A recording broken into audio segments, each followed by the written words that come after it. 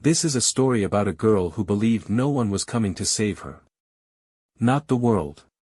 Not fate. Not even love. For the longest time, Kate thought she was alone in a world that had already decided her future. A future controlled, shaped, and dictated by a man who called himself her fiancé. A man who believed love was ownership, and affection was a kind of currency she owed him. She learned early in life that silence was safer than rebellion, and obedience was easier than breaking chains that had been tightening around her for years. But life rarely warns you before it rewrites everything you thought you understood. Sometimes it begins with a window rolling down on a quiet afternoon, and a stranger's voice telling a man that his lady is trying to run. Sometimes freedom begins at the exact moment fear tries to swallow you whole. Kate had run before.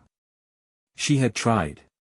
But every attempt felt like sprinting through molasses, desperate, slow, and pointless. Her fiancé always found her.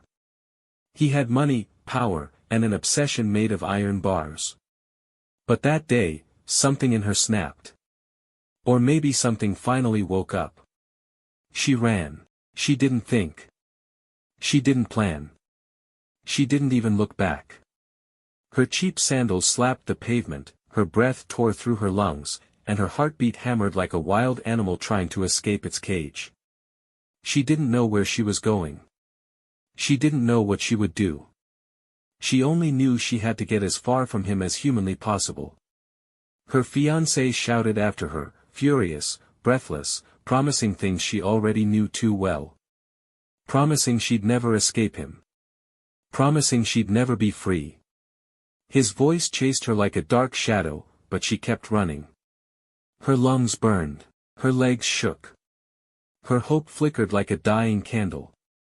And then she reached a place she never expected to enter, a burlesque club dressed in neon lights and bad decisions.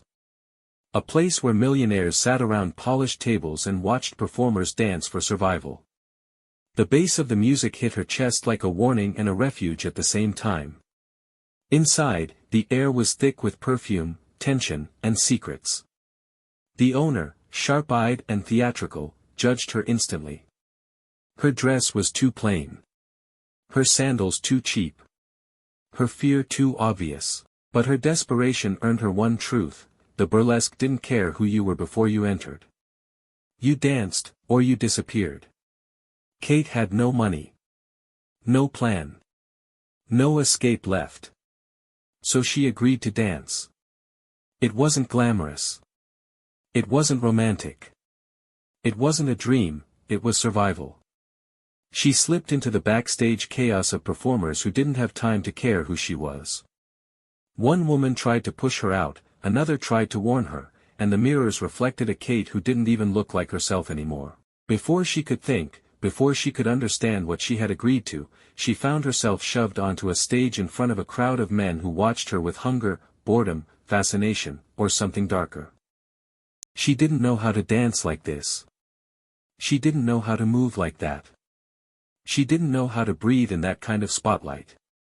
But maybe running had already stripped her down to her last layer of fear. Maybe she had nothing left to lose. So she danced. Not well. Not confidently. But truthfully.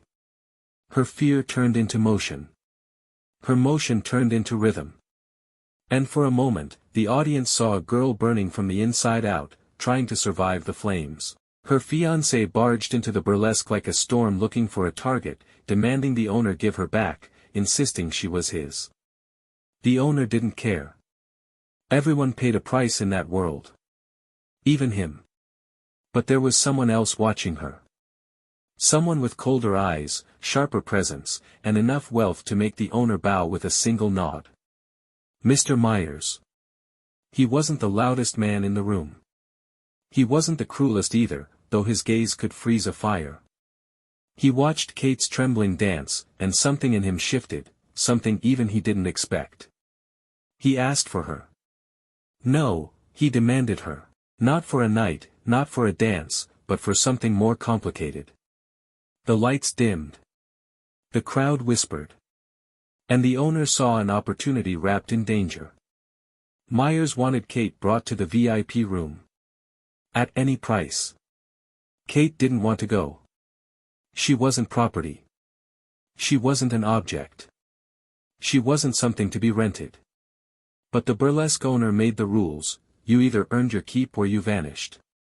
Myers offered her an escape from the club, but it came with strings wrapped tightly enough to bind her in a different way. Kate agreed only because she needed to leave. She needed to breathe. She needed anyone who could get her away from her fiancé. Myers brought her to his estate, a place dripping with wealth, silence, and ghosts. The workers treated him like a king fallen from grace.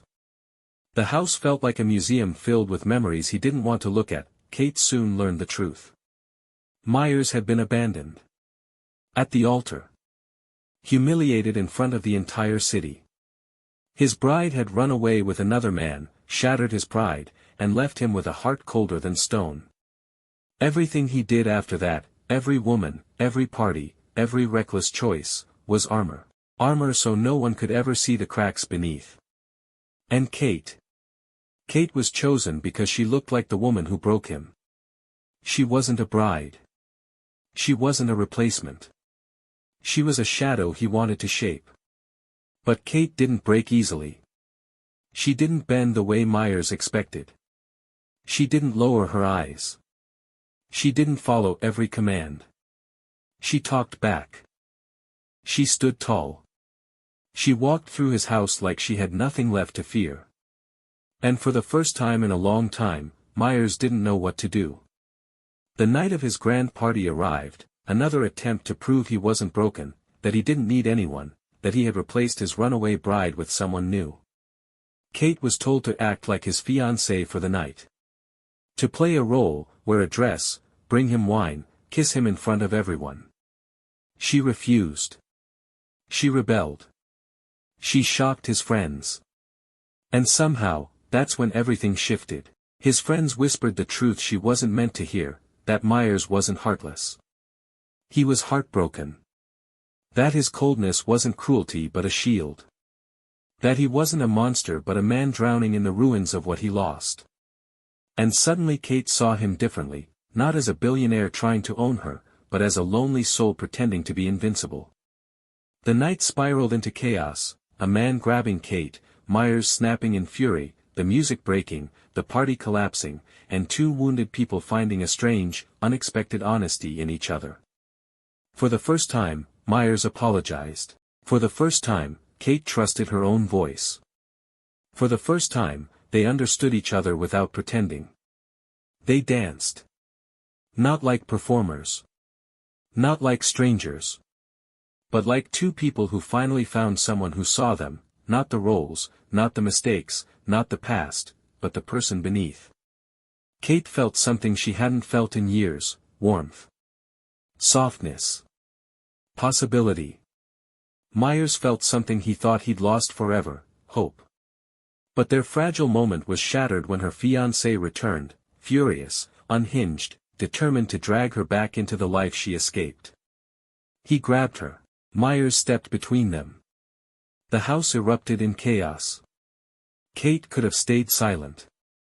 She could have let Myers save her. She could have hidden again, but she didn't. She lifted her chin, looked her fiancé in the eye, and declared a truth that stunned the entire room: she wasn't his bride. She wasn't his property. She wasn't his anything. And in a twist even she didn't expect, she claimed something even bolder: she said she was married to Myers. The crowd gasped. Her fiancé froze. Myers looked at her like he wasn't sure if she was saving him or destroying him. And then Myers said the words that changed everything, a simple, unexpected, heartfelt declaration asking her to truly marry him. Not for show. Not for revenge. Not for a role. But because he saw her. Because he wanted her. Because in the middle of the chaos, she had become the one thing that made sense. Her fiancé tried to pull her away. The guards stepped in. Myers stood like a wall no one could move. Kate didn't say yes because she needed saving. She said yes because her heart whispered the truth she had been running from. She wasn't alone anymore. She wasn't trapped anymore. She wasn't invisible anymore. Because love, real love, doesn't come to rescue you. It comes to stand beside you when you finally rescue yourself. Kate chose Myers. Myers chose her. And the world that once tried to break them suddenly felt small in comparison to what they found in each other. Her fiancé was thrown out of the house and out of her life for good. The guests fled in shock. The mansion went silent. And in that silence, Myers touched her cheek not like she was a replacement, but like she was a miracle. Kate didn't need someone to save her. But somehow, without meaning to, she saved him. And that was enough. Because if the world ever ended, if the stars burned out, if everything fell apart, she knew exactly who she would call. And she knew exactly who would come running. Not because she needed him. But because he loved her.